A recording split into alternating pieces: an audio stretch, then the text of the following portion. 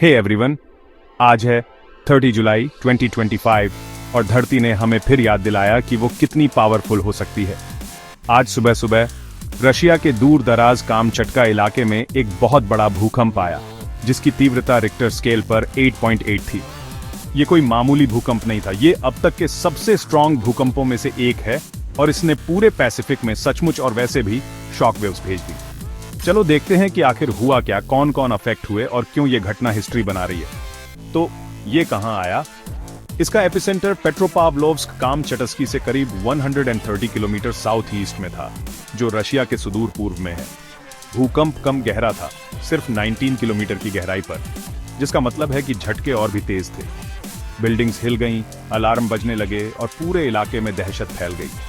भूकंप के ठीक बाद लगभग पूरे पैसिफिक रिम के लिए सुनामी की चेतावनी जारी की गई। हम बात कर रहे हैं जापान, हवाई, यूएस के वेस्ट कोस्ट, जिसमें कैलिफोर्निया और अलास्का शामिल हैं, कनाडा, न्यूजीलैंड, मेक्सिको, चिली और भी बहुत कुछ। कामचटका और पास के कुरिल आइलैंड्स में सुनामी की लहरें 5 मीटर तक ऊंची होकर किनारे से टकराईं।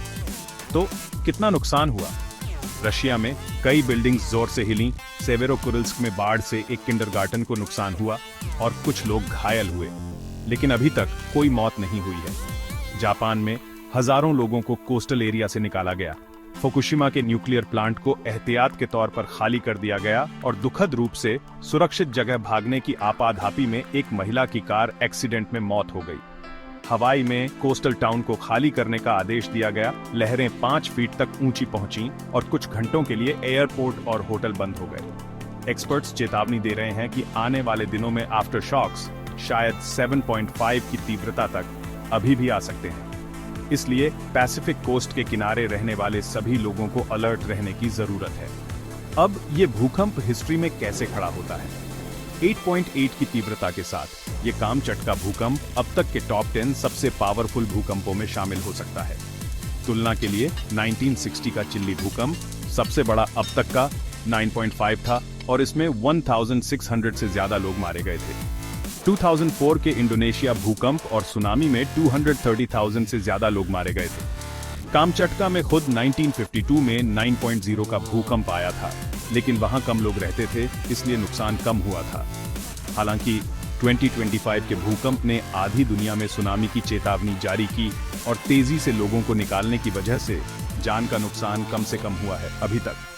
लेकिन गलती मत करना, ये एक साइंटिफिक वेकअप कॉल है। धरती की टेक्टोनिक प्लेट्स हमेशा चलती रहती हैं और बड़े भूकंप कहीं भी कभी भी आ सकते हैं। अगर आप कोस्ट के पास रहते हैं तो आपको ये करना होगा। सुनामी की चेतावनी सुनते ही ऊंचे स्थान पर चले जाओ। ऑफिशियल अलर्ट सुनो, जोखिम मत लो, किनारे से दूर रहो जब तक अधिकारी ये न कहें कि ये सुरक्षित है, और हमेशा एक प्लान रखो। अगर आपको ये अपडेट हेल्पफुल लगा तो लाइक, शेयर और सब्सक्राइब करना न भूलें, ताकि आपको और टाइमली और इंफॉर्मेटिव अपडेट्स मिलते रहें। सेफ रहना।